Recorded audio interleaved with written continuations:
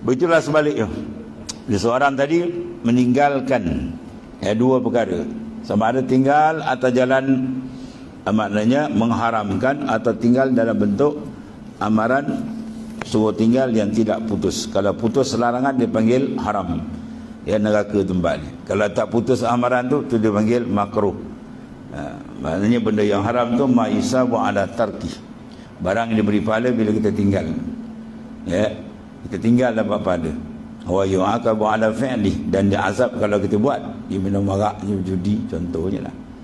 Makruh pula sebaliknya. Ma'isabu ala tarki, tapi wala yu'aqabu ala fi'li, barang diberikan pahala yang besar kalau kita tinggal, tapi tidak sampai diazab kalau dilakukan. Jadi semua tu terpecah pada dua. Dia kata hujjatul Islam Al-Imamul Ghazali ad-dinu syatran fi'lul ma'murat wa tarkil manhiyat. Jadi agama tu dipecahkan dua. Melaksana benda yang disuruh, meninggal benda yang dilarang. Itu saja. Tak ada banyak. Tapi pecahannya bawah banyak. Apa benda yang masuk dalam disuruh, wajib, sunat, apa yang masuk bawah larangan, haram, makruh, semua itu. Itulah maknanya pentingnya dan wajibnya insan tadi menimba akan ilmu untuk mengetahui apa yang disuruh, apa yang dilarang.